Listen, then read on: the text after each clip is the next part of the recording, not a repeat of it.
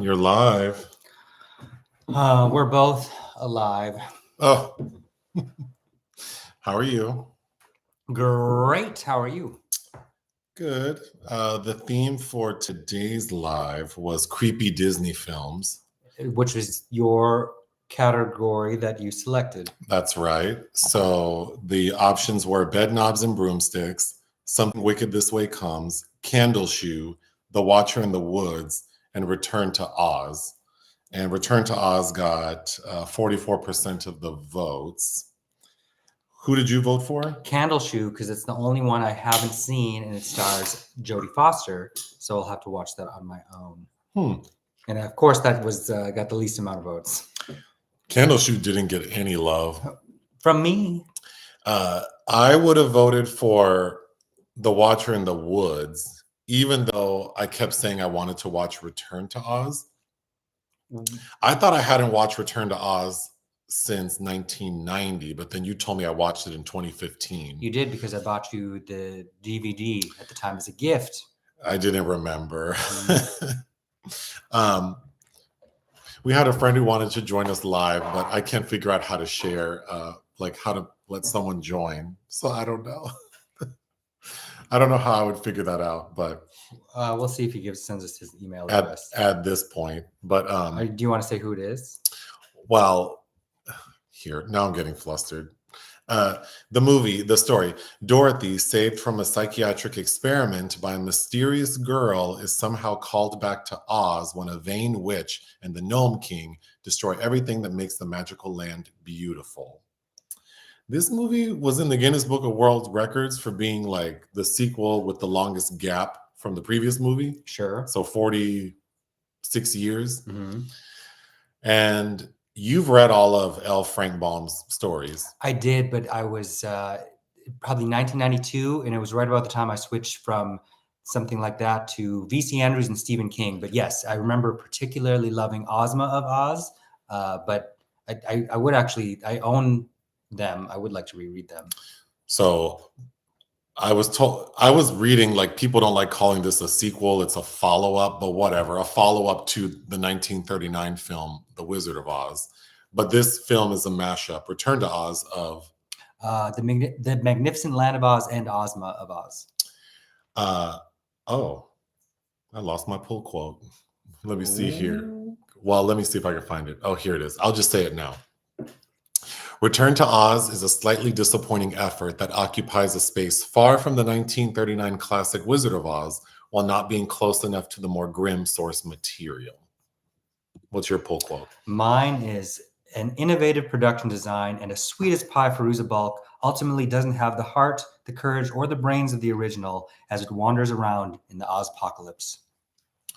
So I remembered watching it when I was like 11, 12. And the imagery of like the Wheelers and the creatures' faces in the rocks, like the gnomes in the rocks. What's her name? Mombi. I like Mombi. With her heads, like detachable heads. Mm-hmm. That was all very creepy. But watching it as a middle-aged man, this movie was not giving me what I needed. Sure, it's really not as dark as I remember it. But I think my parents didn't love it, or my mom. So I don't think I saw this till I was an undergrad, because I had a friend, Camille, who really liked it. And I think it dawned on me as I was rewatching it. She always, I think she always did chicken imitations, and I think she was doing Bettina. Bellina. Isn't Bettina from AbFab? What's that lady's name? Kristen Scott? No. Who's the one in Vivian Vile who's child doesn't speak English because they have a Spanish-speaking nanny? Miranda Richardson. Isn't that her name in something? Bettina? That could be. Anyway, Bellina. Yeah, so I don't think I saw this much later than, like, I was not a child the first time I saw it. So I don't know how to add. Like, I don't know where to let someone join this live. I don't know where I would do it on here. Oh. I'm disappointed.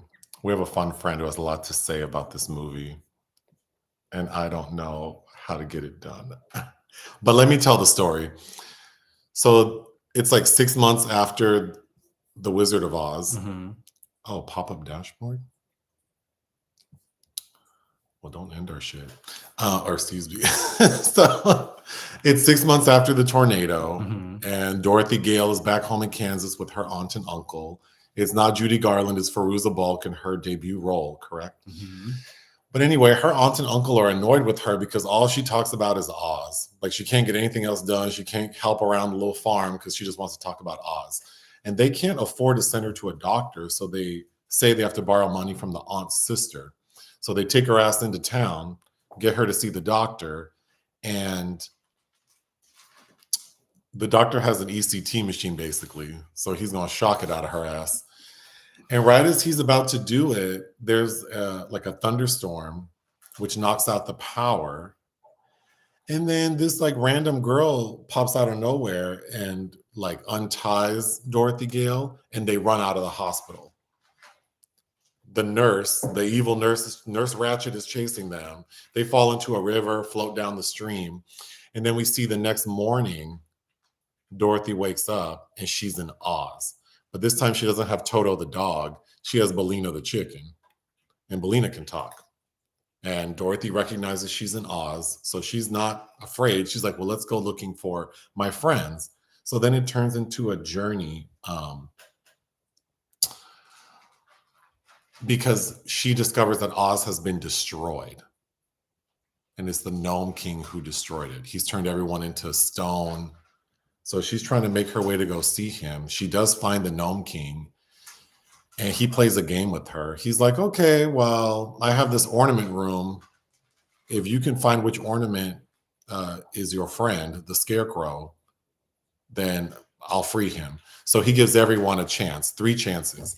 And this time around, Dorothy's traveling with this moose head. What's the moose's name? Gump. And TikTok, who's like the Tin Man, and Jack Pumpkinhead. They all go first, and the moose and the pumpkin are unsuccessful, so they get turned into ornaments. But TikTok goes in, and he's the smart one. So he pretends that his like he's run out of power so that Dorothy can go in. And he tells her, look, girl, I have a plan. My brain's not working right. I can't guess which one's which. If I don't get the next one correct, pay attention to what I turn into. So that will give you a clue as to who Scarecrow might be. So, of course, he chooses incorrectly. And I thought one of the most annoying parts of this movie is Dorothy doesn't seem to pay attention to what he turns into. And she's not processing like what he could be. She chooses incorrectly twice. And then what does she resort to? Pin the tail on the donkey. This little girl spins in a circle, like closes her eyes and just goes forward. She bumps into a huge green emerald and she chooses that. And that's the Scarecrow. So then they realize, oh, anything green is probably people from Oz. So they start choosing correctly. And the Nome King gets mad and he turns all big and scary and he's trying to eat them. But something we learned as soon as they got to Oz is that the Nome King is very afraid of chickens. And something else we learned in the beginning of the film is that Bellina the chicken, she's not laying eggs the way she should be. So Bellina's hiding in the head of the pumpkin. And as the Nome King's about to eat the pumpkin, like drop him in his mouth, Bellina finally lays an egg and the egg falls in the Nome King's mouth. And that's when we learn that gnomes are allergic to eggs. It's poison. The Nome King dies, Oz is restored, and then they're having a big celebration, and they're telling Dorothy, like, you should be the queen. And then all of a sudden, Ozma pops up, who's that little girl who saved her from the psychiatric hospital. And we find out Ozma's the real Queen of Oz. So Dorothy goes back home. And something else I thought was funny is that her aunt and uncle are happy to see her because they say that they almost gave up looking for her. So we don't know how much time has passed, but when she left to go to the hospital, their house was like half destroyed. And when she comes back, the house is fully built. So she was missing for some time, which I want to talk about. But all's well that ends well.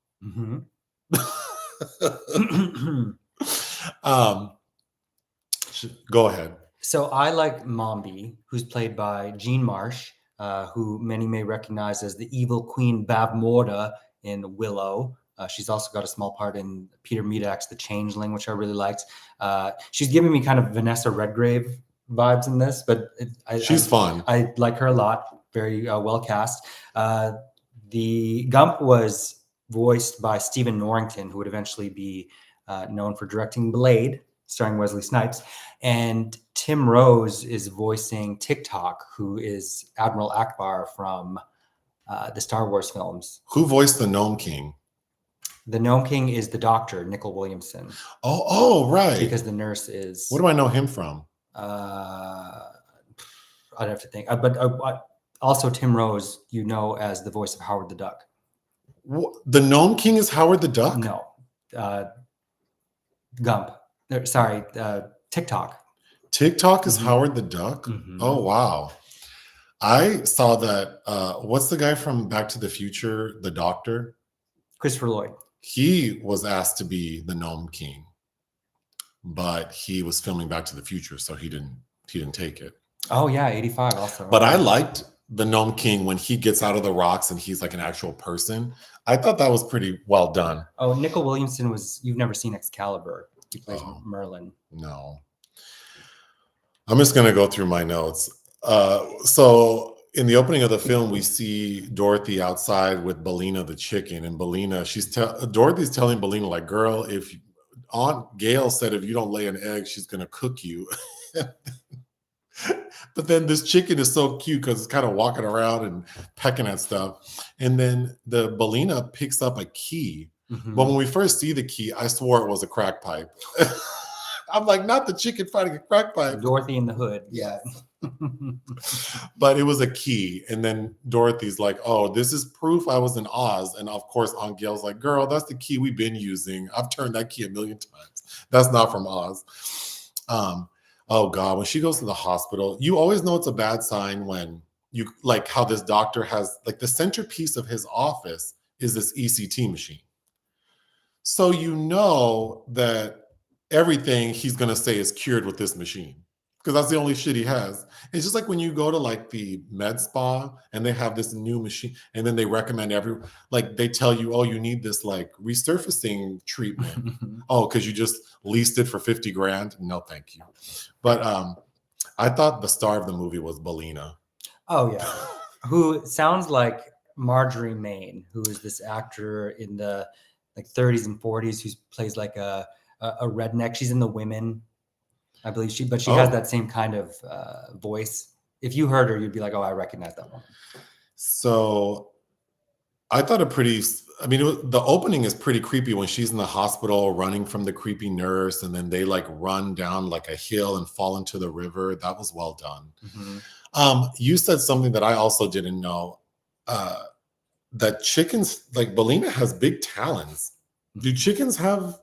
I've eaten chicken feet at an authentic Chinese restaurant. And yeah, I mean, they're like little claws. I didn't know that. But when Bellina is clearly a animatronic or a puppet, they look like the damn cat's claws. I thought the Bellina puppet was very well done. I think so too. Mm-hmm.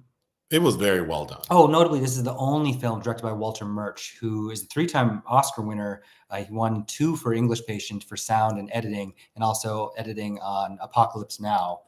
So had a lot of very famous friends. So I think it's, including Spielberg, I believe. And I think it's interesting that the scene with the ornaments where she has to choose is very much like Spielberg's Indiana Jones and the Last Crusade, where Indy has to find the Holy Grail. Oh, another scary moment that I remember from a kid that doesn't amount to much in the movie watching it yesterday is, for some reason, I thought when she arrives in the deadly desert and she goes, oh, you can't step on the sand because you'll turn into stone. For some reason in my little mind, I thought that we see someone turn into stone, but we don't. She just goes, oh, be careful. And then she like hopscotches over the rocks. No, but I did want the use of ELO's song Turn to Stone. Would have been appropriate. Oh. How did they get that chicken to run down? Like, that was a pretty well-trained chicken.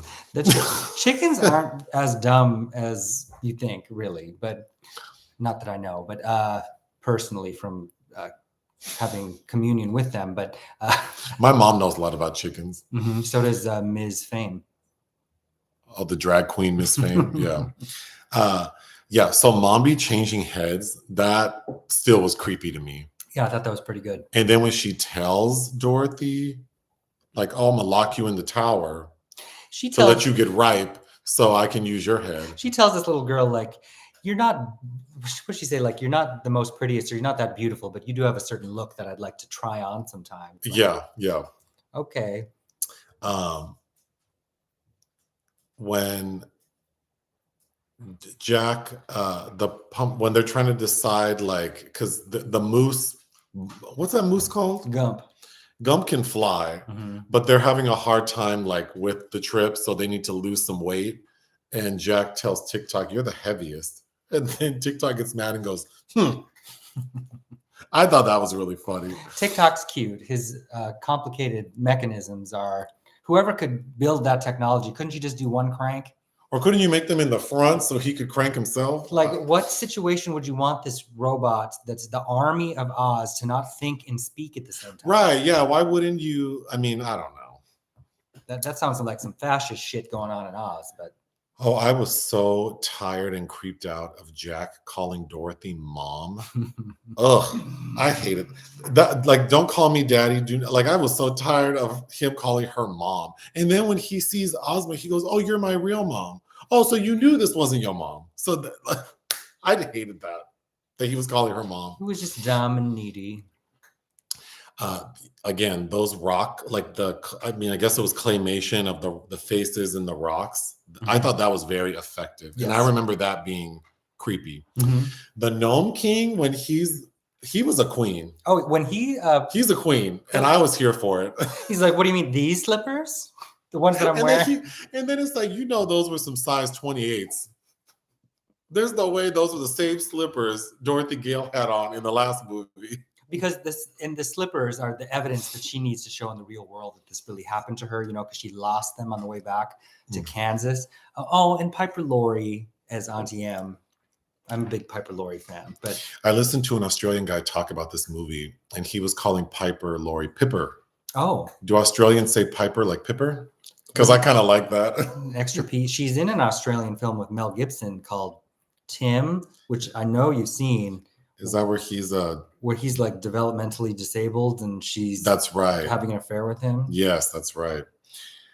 The scariest thing about this movie is that goddamn scarecrow. That face of the scarecrow.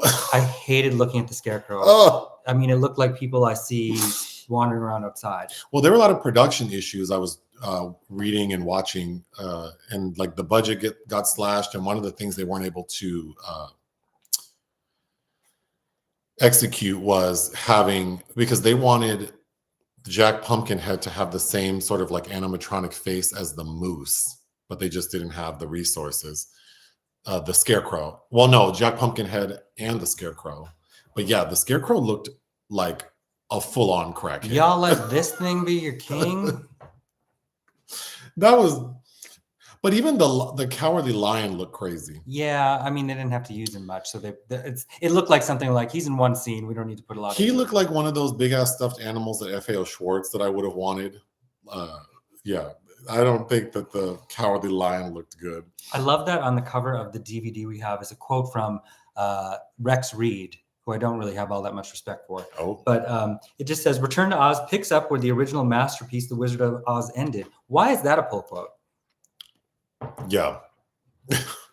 That's like those quotes that say, like, this movie was made. LA Times. Like, okay. Fairuza Balk. I am also a big Fairuza Balk fan, mostly for like The Island of Dr. Moreau and the DVD. The Craft. The DVD you bought, the film opens with like a 5-second clip of Fairuza Balk saying, like, "Hi, I'm Fairuza Balk. This is my first movie. Aww. Enjoy."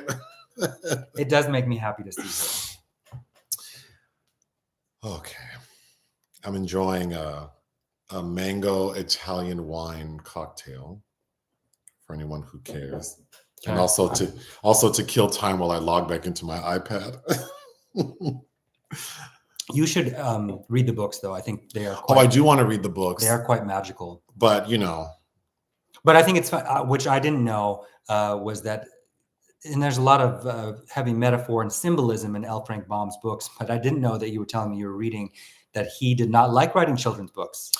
Yeah, so I watched a thing, like a little documentary about the Wizard of Oz and this series of movies and the author. But yeah, that he wanted to write more adult material, but those weren't selling, and he needed money, so he continued to write these movies. But then he would inject these adult themes into. So that's why from like the tone shifts a bit. Because he was just mad. Like, well, if no one's going to read my adult shit, then I guess I'm just going to infuse the children's shit with adult shit. I guess I'm going to terrorize your kids. But, and then I was watching a video of someone pointing out sort of the creepiness in the text, and it was pretty disturbing. Mm-hmm. So that's what made me want to read it. And I know that there were some silent films before the 1939 Technicolor Dream. And then there's this movie, then there's that James Franco movie 30 years later, whatever.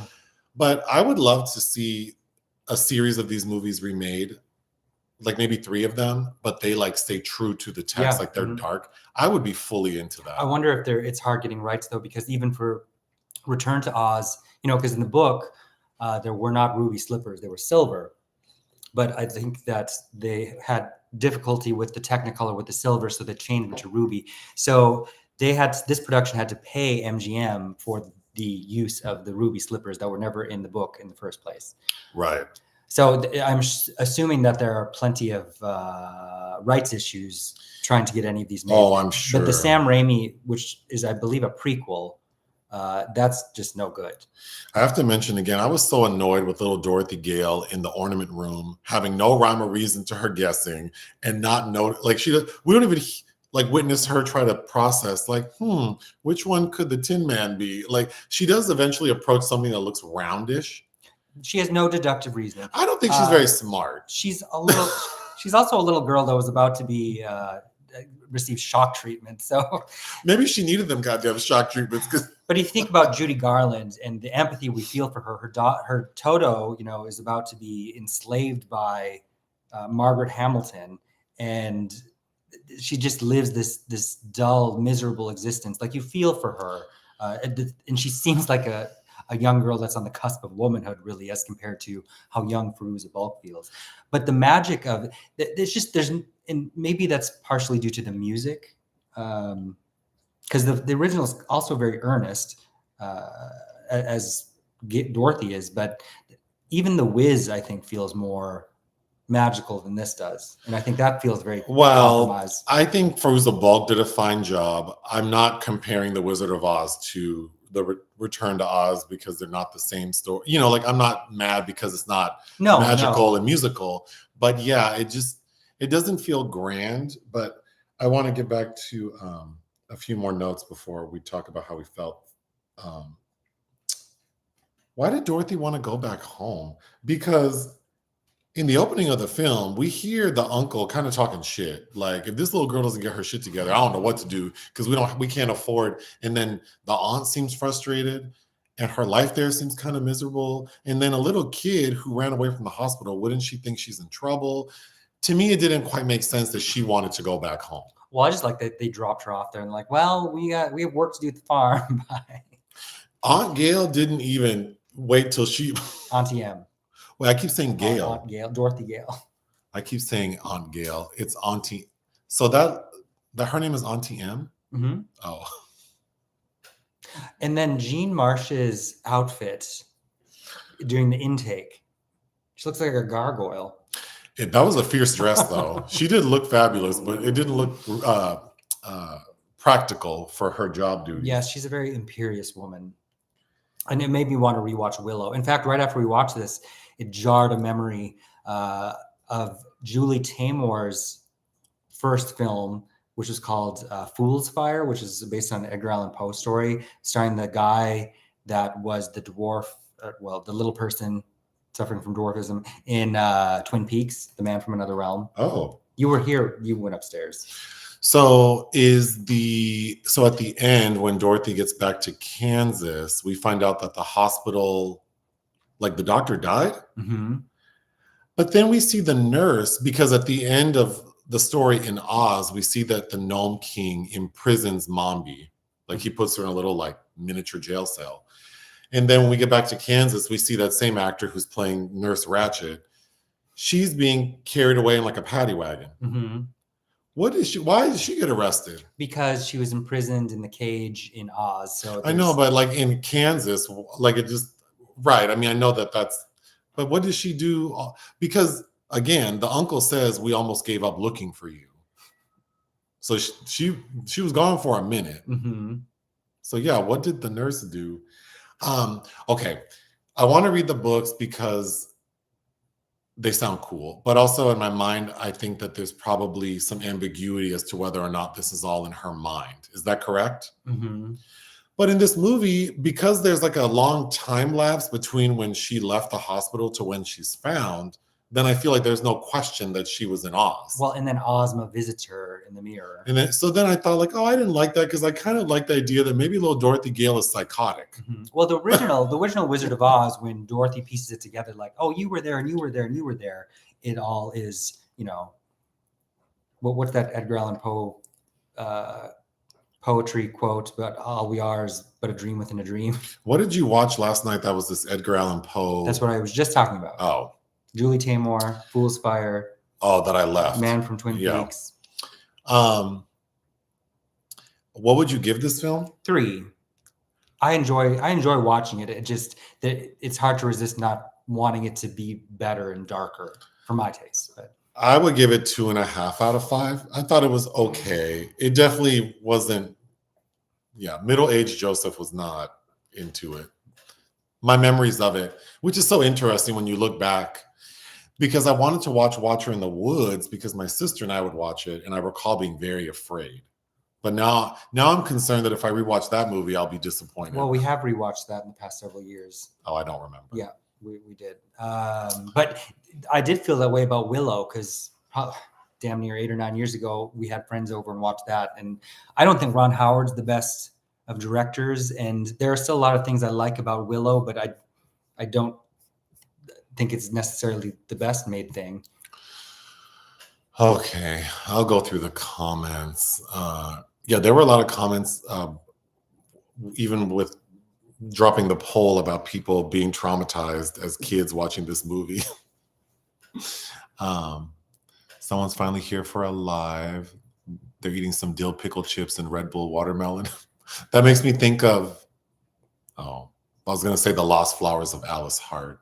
But I don't want to ruin the ending. Which you can watch the first 3 episodes of right now. On Amazon Prime. Starring Sigourney Weaver. Sigourney's really good in it. Mm-hmm. I've only seen the original Oz and The Wiz. Oh, I would recommend watching this movie. Mm-hmm.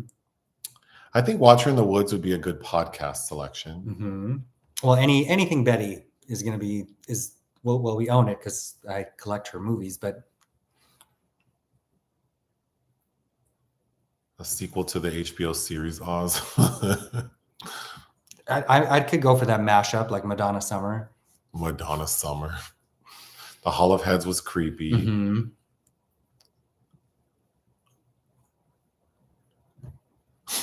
I have a friend named Bettina and get her and the chicken mixed up sometimes too.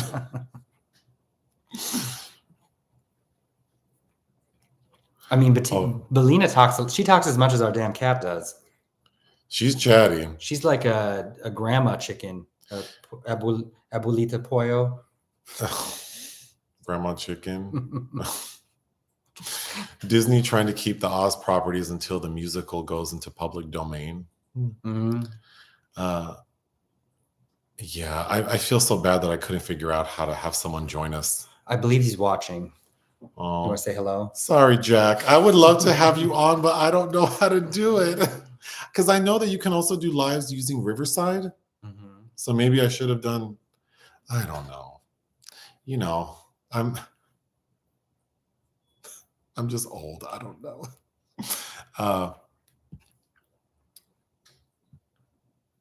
Okay. Oh, Nicol looks so handsome. Oh, thank you. Patina is a character she played in Ab Fab. Oh, Patina with a P. Okay. Oh, Miranda. Miranda. I love Miranda Richardson too. Yeah. Auntie M sent her away just because she was having dreams and she wouldn't stop talking about. I mean, with those standards, you could go get shock therapy. You know what I mean? Like, just because she keeps talking about the same thing, you want to shock her ass? Well, they also, these are poor white people that trust that doctors know what they're talking about and have their best interests in mind. Well, speaking of psychiatry and Scientology, because there's that psychiatry museum on Sunset that I think is sponsored by Scientology. Yeah, it's called like the death of psychology. Something like that. I want to go in there too. They're not going to get me. They're not. I just want to know what they have to say. One day where you're going to be like James Franco and I am Michael. Someone said they're quoting me, but what did they say? Fairuza is Judy Garland. Oh, I would have preferred that over Renee. Oh, Nick looks snatched. Okay. Oh, you know why? You trimmed your facial hair. Oh.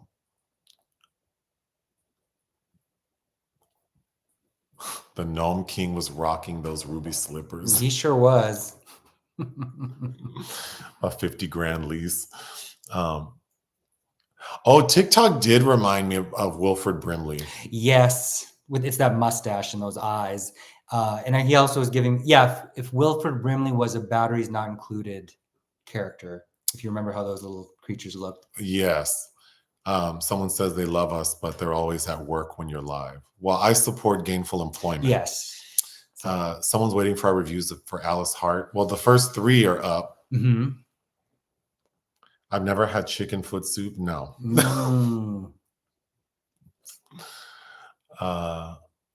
You know what? Yeah, I was looking up Fairuza stuff that I haven't seen. That and Gas Food Lodging with that Alison Anders directed.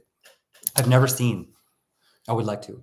The wheelies are not scary. They don't have hands and feet. All they do is roll around. What are they going to do? Like bump into you? Their little wheels are not big enough to even run over a person. But when you first see them in their the masks, the face hoods are pretty good. To bite you, they'd have to like flip the mask up. Mm-hmm. I'm not afraid of those wheelies. But as a kid, I definitely was. Also, they were like the musical theater version of Walter Hill's The Warriors. Sorry. Yes. I'm not saying chickens are like bright animals, but they're smarter. Like, haven't you ever seen the video of that chicken that would meet the girl at the bus stop every day? Yes. I felt bad for Jack just wanting a mom, but it was getting so creepy. This girl is 12 at best. She is not your mom. Right. Why are you calling this little girl? She's 10. Why are you calling this little girl mom? Stop that. Size 28. He had some big ass feet, right? Mm-hmm. Yeah. Well, he was a rock. But he like proportionally, he was like 5 times, 10 times bigger than the other, Jack or Dorothy, and his feet look proportional to his body. So those are some big ass slippers. Mm-hmm. I was weary of Dorothy when she started combing that pumpkin's hair. When he's like, do I have any rotten spots? The Nome King is scared of chickens because eggs are poison to gnomes. But why? Oh. The cat wants to know. Mama. She's mad. The books are really good. Yes. Well, I don't know that, but I want to read them. Oh, so the TikTok, the person inside of TikTok was a gymnast. Mm-hmm. And the way that man had to be inside of TikTok, he was upside down. Mm-hmm. So the feet are his hands, and then his legs had to be all bent. And then because of the budget issues and the long filming days, and it was hot and ugh. Can you imagine? No. Kenya Barris is remaking The Wizard of Oz. I think I saw that somewhere. No. He was on. The Wiz. Yeah. Did I read that too? Maybe. Well, he did write part of the script for that not so good Witches remake. I don't know how good he is with genre. Who could do the remake if it's going to be dark? What about Guillermo del Toro? Oh yeah. If he could do how he wanted. Yeah. Mm-hmm. Oh, I guess Nick isn't a fan of the James Franco Oz movie. No, neither are you. I don't remember. I remember you getting so upset because you're like, we have to drive all the way to Burbank for this press screening. Oh. And you didn't like Little White Michelle Williams or Anne Hathaway or Joey King. That sounds right. Mm-hmm. Well, Tim Burton's still alive, right? Uh-huh. He just did the Wednesday series. Oh, could he remake Wizard of Oz? If he's not allowed to use CGI, sure. Oh. Don't you remember Alice in Wonderland? Don't you remember Johnny Depp in that dance? Oh, kind of. Oh, not good. We did discuss the shock therapy. Yeah, they were about to. What does he say? Like the brain is just electrical. There's too many electrical impulses, so we just stop some of them. Yeah, like which reminds me also, I've been wanting you to watch Francis with Jessica Lange for forever. But yeah, Lobotomy would probably be next. Another one of my favorite movies of all time is Suddenly Last Summer, where they were going to go straight to the snipping. Oh, shout out to Technique Junglist, because I believe you're the one who sent me that lovely Janet Jackson graphic. Yes, and me a paperback copy of The Dead Zone that is now in a stack of things to read. So now I need to figure out where I'm going to put it. Is this movie streaming on any sites? I don't know, because you have the DVD. I didn't even check because I own it. I don't remember Jean Marsh and Willow. She's Queen Bavmorda. Remember her daughter Sorsha, who is Joanne Whalley, who Val Kilmer would eventually marry. The score, David Shire's score is so good. David Shire. Do you recall the score of this movie? Mm-hmm. Yeah, I like the score. That somebody's comment reminded me. The Rock King's voice made me.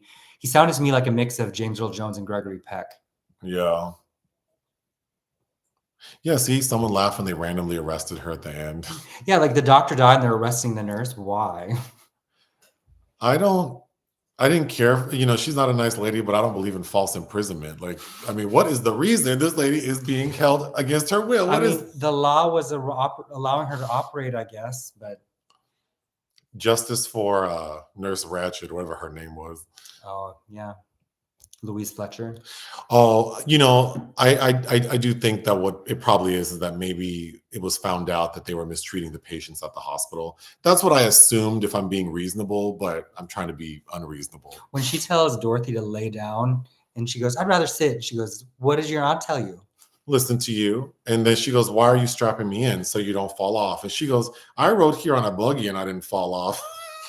you know that nurse is like, "Oh, I can't wait to shock the thoughts out of your head."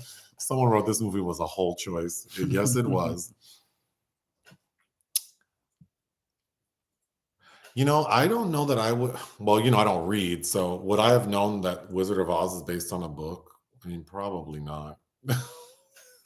Back in the day. Sure. Not today, but. Mm-hmm.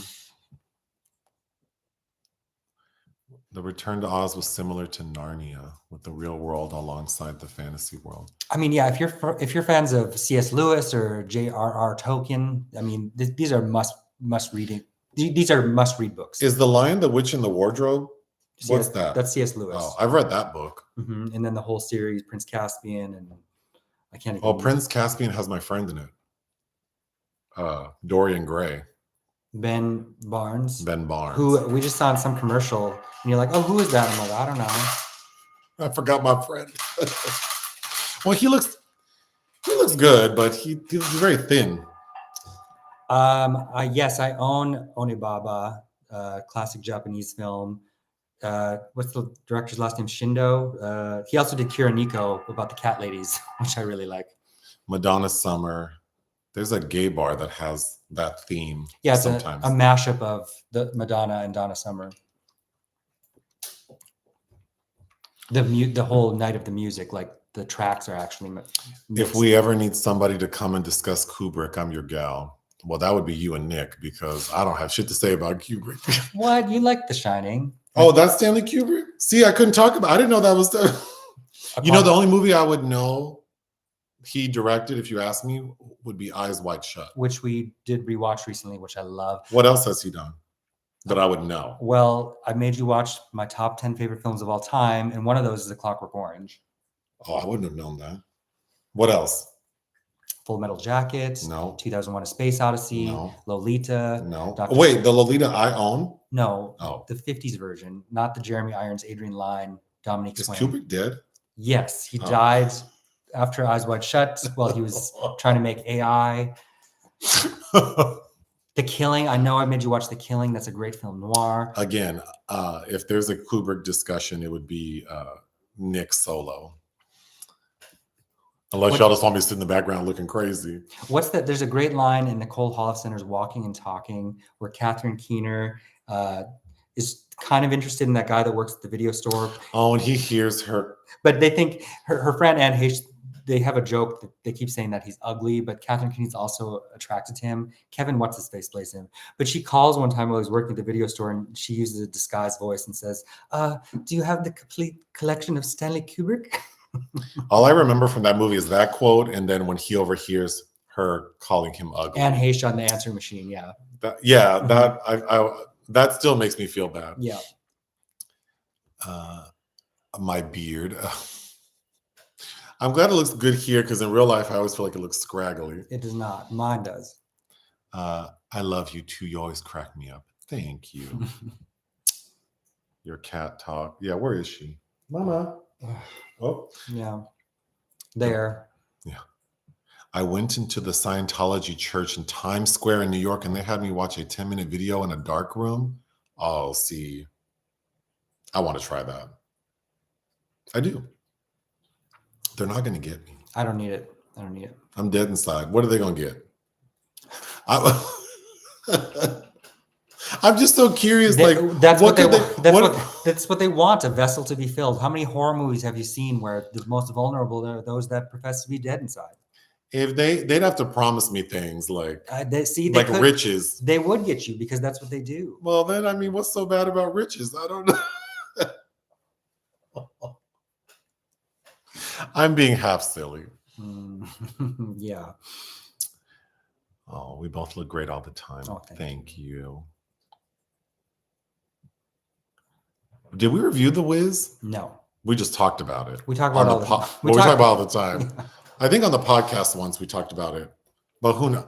You know, I don't know how I would ever reference old podcast episodes because there's so many and we talk for so long. Mm-hmm. Like I don't know how people. You've been loud a long time. Britain. She says, I would love a Pee-wee's Big Adventure review. Yep, that's what we're talking about tomorrow. That's the secret movie tomorrow, right? Yeah, because Mr. Paul Rubens is dead, sadly. Yeah. Jack Skellington is kind of a ripoff of. Who directed that? The guy who did Coraline. It's Tim Burton's Nightmare Before Christmas, but he's. Oh, Tim Burton said that Jack is inspired by Jack Pumpkinhead. Oh, there you go. Okay. Yes, we'll be talking about Paul Rubens tomorrow. Mm-hmm. We're gonna review Pee-wee's Big Adventure, the first one. I want to talk about his arrest in 1991. Because I used to work in an adult bookstore, so I have a lot to say about that. I remember the day my parents took me to see Return to Oz. I was 7. I love your guys' content. Would you like to see? Oh, who would you like to see play James Bond? Oh, someone's already asked you that. You're not very familiar with the James Bond. Bond's movies. A little bit of a blind spot for me, but I've only seen 1 or 2 of the Sean Connerys, and I haven't seen Quantum of Solace, but I've seen all the other Daniel Craigs. I've seen a couple Pierce. I'd have to say Skyfall is probably my favorite of those, but maybe that's because of delicious Javier Bardem. Who would I like to see play James Bond? I don't know. I actually thought the last Mission Impossible film was how I wanted Bond to feel these days, but I don't know. I think, why can't Idris Elba play Bond? Someone follows us on podcast, Instagram, and YouTube. They discovered us 2 years ago. They adore us both. You all make me laugh so much. Well, thank you. Merci beaucoup. Suddenly Last Summer was so good. Yes. Yeah, that's in my top 5 of all time. Love that movie. I have a quote tattooed on my body. There's a podcast I like called Bad Gay Movies, Bitchy Gay Men. Mhm. And we were each on an episode. Mhm. You did the movie called The Killing of Sister George. So Nick's episode is The Killing of Sister George, and mine is Butcher Baker Nightmare Maker. With a fabulous Susan Tyrrell performance. Yeah. Who, speaking of which, I just watched Big Top Pee-wee. Haven't seen that since I was a kid. And Susan Tyrrell is in that. She's Midge Montana, who's a shrunken woman that's in a relationship with Chris Christopherson. But I bring that up because they're on hiatus for the summer, so they're doing reruns. And one of the early episodes was Suddenly Last Summer as a Bad Gay movie. Which I disagree with. But to be fair to them, they're not talking about it so disparagingly. It's more that it's a funny movie, but well, it's a product of its times. But I think it's very interesting. I think that it's worthy of a recuperation. But it was also disparaged in Vito Russo's Celluloid Closet as being reduced to something that's merely turning queer men into like a Frankenstein monster. But I did my thesis on this film, but. I repositioned Sebastian Venable as a Christ figure based on how he was filmed. Michelle Williams can do no wrong. Are you talking about Black Michelle Williams, Destiny's Child? Little White Michelle Williams? I don't know about Little White Michelle Williams. I like both Michelle Williams. I usually like Little White Michelle Williams. The Fablemans. Talking about a film giving me a headache. The Wiz is going on Broadway. Who do you think would be good as Dorothy? I don't know, because I don't know, because it'd have to be like a kid actor, like a kid theater actor. Well, Diana Ross did play Dorothy. Well, that's true too. Yeah, I don't think I know enough young people to pick someone. No, but a good Glenda would be what's her face, Audra McDonald. No. Oh well, sure, yeah. Oh God, someone's daughter went to go see Taylor Swift last night. I'm sure it was, she gave all her truck drivers $100,000 bonus for the US leg, and there were like 50 of them. My daughter just dropped off her husband at the airport on a business trip and said, I just dropped off dead weight. So Damn. yeah, that would be you as a dad. Okay. Leave The Wiz alone. The Wiz is what it is. It is a fun watch, and there are lots of wonderful people in it. We should have our own talk show, but then we'd be super famous, which I don't want. Do I want to be super famous? No. I would be so, you know what? I would just never leave the house. But I guess I wouldn't have to, because I could afford to have an assistant do everything. Yes. See, it would mean you'd have more money and you could pay people to do those things. Well, living in LA is very easy to be discreet, which is why all these celebrities acting like, no, is crazy, because like every nicer place has like private entries, like, you can drive your car in and not be seen, and all these like medical offices in Beverly Hills are all very discreet with like gated underground parking and back entrances. So, and the other thing too is like some of these places, everyone in LA acts like they don't care about celebrity. So even when there are famous people around, people act like they don't approach them anyway. So I think what will bother me more is knowing that people who are talking to me are only talking to me because they recognize me. Because no one talks to me now. So if I became famous tomorrow, then on Sunday, when all of a sudden now people are like, hey, blah, blah, blah. It's like, this is so fake, because not new people, but like if I went to the same places and now all of a sudden, like, I've seen you 100 times at the gym and now you want to like talk to me. But then you get to say that right back to them. Oh, and I would. I know. Yeah. Like, haven't I seen you like 100 times and now you want to say hi? Girl, bye. So then I'd be all up in, there'd be videos of me on TikTok being rude to people. You would be the new Leona Helmsley. Well, I'm not leaving my millions to the cat. I could tell you that much. No, they better be left to me. Well, I'm not dying before you. Okay. Not the way you live. Mm-hmm. Oh, Shelley Winters is so good in Lolita. I haven't seen that then. No, I think the last time I watched it was with my mom and sister, but James Mason. What does snatched mean? To me, it means like pull together. So like if I'm talking about like someone's face, it's like, oh, they look great, or their clothes, like they just look like put together. Face is snatched. It's a compliment. It's beat. It's a compliment. Joseph is so sweet.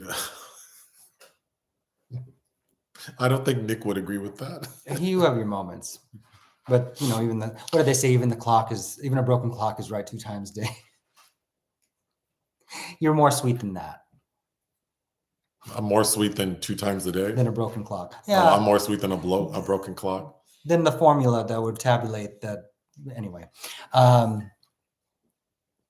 Joseph is so cute, tipsy. Are you tipsy? No, I'm not even done with this little thing. And I believe it's only 8% alcohol. No. Well, I did have a drink this morning because I ran out of coffee creamer, so I used that tequila creamer.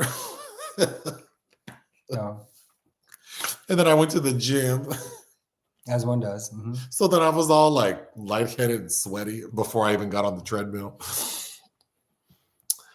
When I first moved to LA in my early 20s, Scientologists got me to take a personality test and tried to recruit me.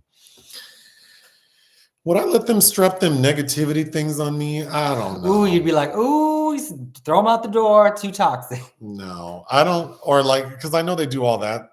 Well, I don't know, but my impression that they do those tests. But that's why I want to check it out.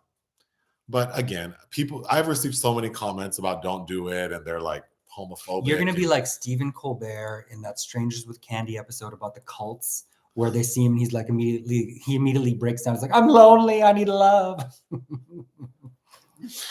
I would only do it if I were like alone and struggling, and they're like, we can get you a place to live, and all you have to do is like work this booth at the psychiatrist death museum. I mean, that's it, the death museum. The death museum, that's what it's called. I'd work at the death museum for room and board if I were in a pinch.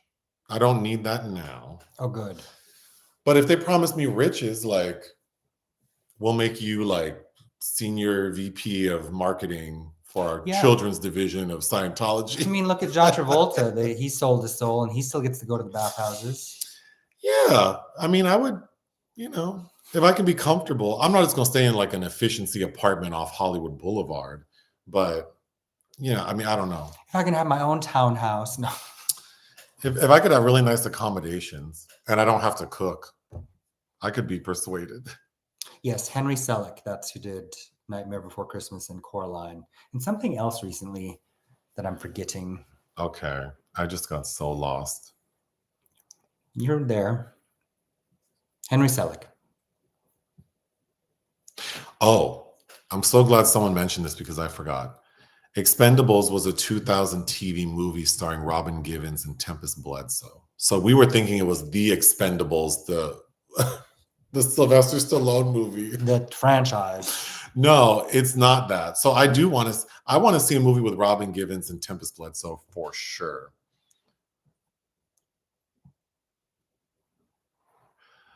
The Meg 2 has a 28% on Rotten Tomatoes. It's not good. I'm kind of surprised that it's, I mean, you didn't put have you put your Rotten Tomatoes review yet? No, I haven't. I did. I mean, I said it was rotten, but I'm so surprised people don't like it because I feel like the masses like dumb shit like that. So I was fully expecting people to like it because in the theater, people were laughing. Yeah, but derisively.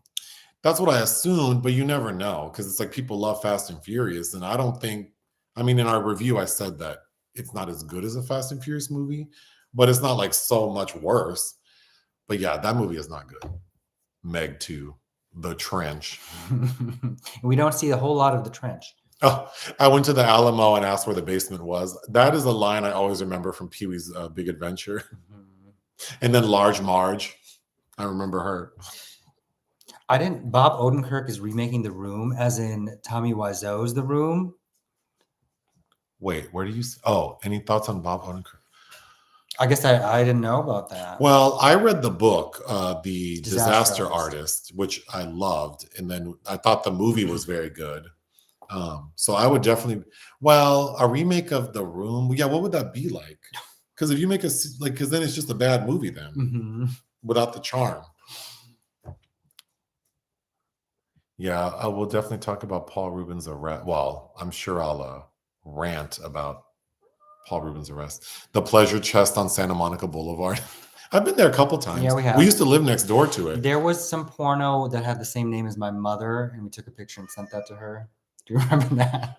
No, I don't remember that. Like, I but found you. I remember, well, I won't say it. What? Oh. I was going to say your mom's name, but I probably shouldn't. Oh, yeah, I like Halle Bailey too.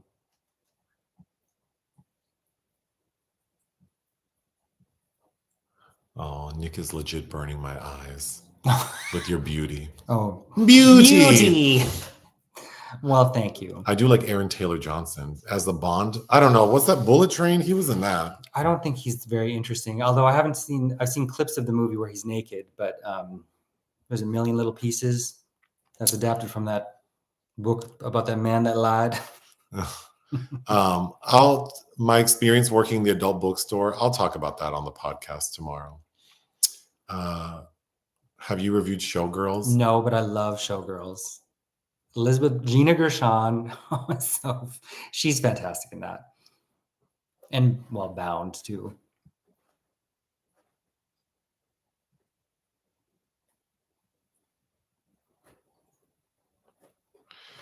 Have we ever thought of reviewing movies subscribers picked for a fee? No. I don't know how that would look. Like what? Like people have to. Yeah, I don't know how that would look. Pass around the tip jar and like church. I mean, I don't like what. So, but I mean, if someone wants to pay us to do a review, I mean, sure, but it would take more than like $20, because it's a lot of work. So it's fine if I watch a movie on my own accord, but I don't think it's fair to do it for like an insignificant amount. Well, I shouldn't say insignificant, but to me, like I welcome suggestions.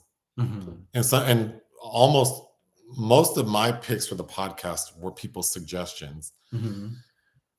But yeah, to bribe me, I mean, people have bribed me. I'm not above that, but to make it an official thing, I don't know. Because then we'd have to set a price. So then what's the price? Because then the price in my mind would be high. Like it doesn't make sense. Like who's going to pay me $300 to watch a movie? Like, damn. Well, it's like, it's either I say $300 or I just take suggestions and do what I think makes sense. Hmm. But yeah, I don't know what that would look like. Pick for a fee. I don't know how a lot of stuff works, but I was watching people have millions of followers, or like on other platforms, like people pay money to like put like filters on people. I think people pay for that. Mm-hmm. I don't know. I don't like the idea that people have to give money unless they want to. I'll take money if someone wants to give it to me, but I don't like having to well, that's separate. I don't like having to ask for money, but also I don't like people feeling like they have to give money. Does that make sense? Yeah, the categories. Mama. Okay. Which country makes the best films in your opinion? I don't know. France. The French film industry is kind of, I don't know, is it unparalleled? I don't know. But I also really like a lot of Russian cinema. But I'm very attracted to dark, depressing themes, and they seem to be depressed people. So most of the output is, right up my alley.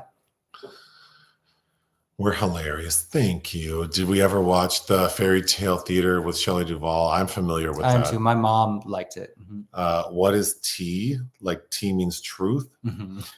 How will Challengers do? That trailer did not do anything for me. I like Guadagnino, but Well, we won't find out now till 2024. So Okay. Oh, we're about to hit an hour mark, and the cat's screaming. Joseph needs to watch The Master, the PTA film, Paul Thomas Anderson. the Parent Teacher Association film. Laura Dern's in my favorite scene in that movie. I've taken the E-meter test too. That's that Scientology test. Then I left and they chased me down the street. I did take a bunch of Hubbard propaganda DVDs. The Death Museum is really cool. I've been there. Well, see, Joseph is giving Capricorn energy. I don't know anything about astrology, so I don't know what that means, but I am a Scorpio. We both are. I would be so easy to bribe. Yeah. Well, but again, I'm not cheap. See, that's the thing. I think I'm not cheap because I can pretty much buy what I want. So I don't know. Like, it would have to be like, you're not going to get me with like, well, I don't know, actually. Well, I was thinking like free food usually gets me, or a hefty discount will get my attention. Yep, they do. Mm-hmm. But I'm not gonna like quit my job and like, go move into the hills of Tennessee or something. Oh, thank God. Okay. I haven't seen The Women of Brewster Place. Have you ever heard of the Rick Band tool? No. And I don't know what that is. Can you do a podcast review on the show Greenleaf, all 4 seasons? So we have watched every episode of Greenleaf. I love that show. In fact, we saw Chastity Greenleaf at the Grove. At the actor who played Chastity at the Grove when we went to go see Meg 2. Mm-hmm. Yeah, when we were at the theater last week to see Meg 2, Chastity Greenleaf was like walking by us. And what did we just see? The woman that plays Lamar Rucker's wife. Oh, she was in that Morgan Freeman movie. She's in Along Came a Spider. She's in Along Came a Spider. Oh, what a trash movie. Yeah. But we haven't watched Greenleaf in 4 years? Yeah, it's been a minute. So I'd have to rewatch all of them. But, Lynn Whitfield, Lady Mae is pretty damn good. I loved Greenleaf. Mm-hmm. I really did. I mean, it is a soap opera. That's my kind of soapy, trashy, primetime kind of TV. You don't think I'd appreciate their Scientology? Oh, the uniforms. I've seen them when they go shopping together at Gelson's. Oh, so they have enough money to shop at Gelson's? Yes, of course. Oh. They're not going to food for less. Well, the closest store to the Scientology Center is Vaughn's. So for them to go to Gelson's is like a little bit of a trek because they don't have cars, right? I don't know. I mean, I drive by them all the time and I see them in their little outfits and get into the vans but I've read about it and those people, and we watched 2 documentaries. Mm-hmm. The people we see on the street all the time, they're getting just like room and board. But I'm like an executive type. I'm not going to be on the street as Eddie Izzard says, an executive transvestite. Yeah. I could do project management for brand marketing, something. I mean, you could count their hot dogs. Review those billion-year contracts. That's my sort of thing. How can we beef those up a little bit? Have we ever watched Neil Breen's films? Neil Breen? Do you know who that is? No.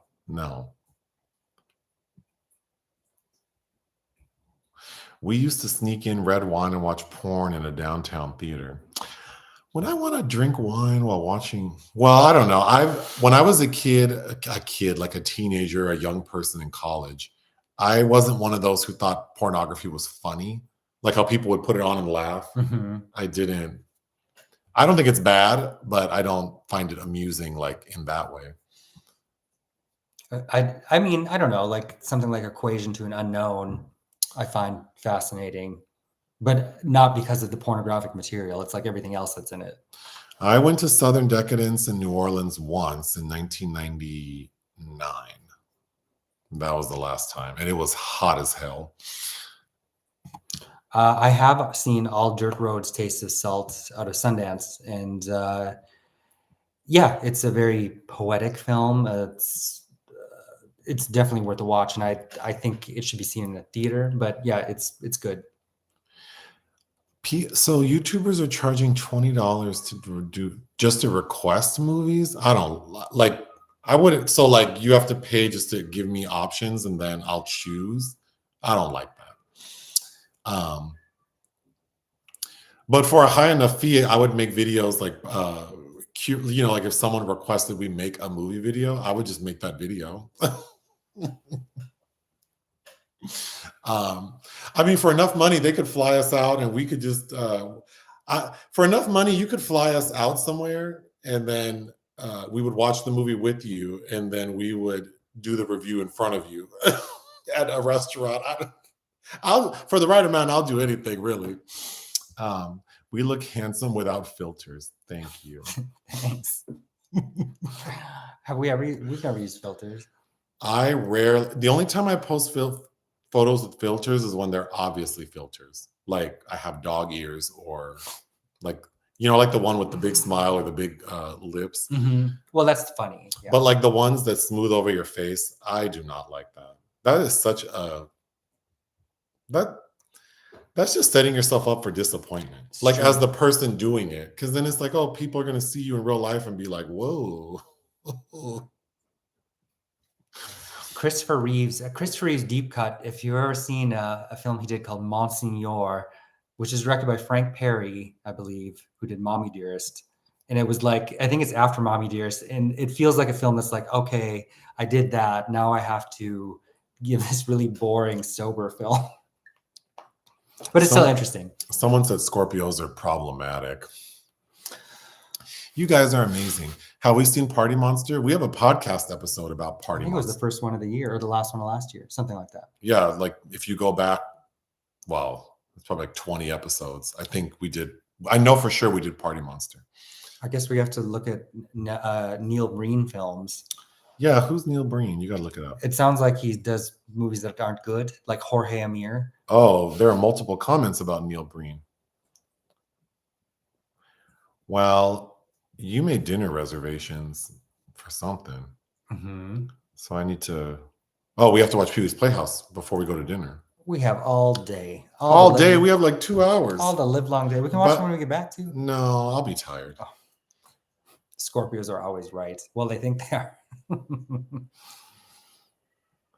I would pay to have someone read these comments because Joseph is not it. Wow. Well, when I try to, you aren't listening to when I do, so then we get repeat. So I just gotta let the driver drive. Interesting. Mm-hmm. Can we do? Oh my God! Can we do a podcast of some lesser known LGBTQ plus films like Get Real? What about Get Real? What about it? You know I like that movie. I know you do, yeah. I've seen Get Real like 100 times. I have the VHS sitting somewhere around here. When you first moved in with me, of the 5 or 6 little VHS you had to bring into my collection, that was one of them. Because I had the biggest little crush as a teenager. I was young with Ben Silverstein in that movie. And so I also bought Lolita because he's in it. So that's why I've seen that 80 something version of Lolita. 91, 90. For Breen, think The Room on Quaaludes. Okay, yeah, now we have to check that out. Okay, well, we need to go watch Pee-wee's Playhouse. Is there anything else you'd like to say? Pee-wee's Big Adventure. Pee-wee's Big Adventure. Well, I'm sorry that we couldn't get Jack on the line. Jack Ferver. Sorry. Maybe we'll try to get him on the podcast, perhaps. Yeah, or he can get, well, when I can figure out how to do this. Maybe. Or a guest on something upcoming. Or yeah, something he's passionate about. Mm-hmm. Okay, ta-ta. Bye.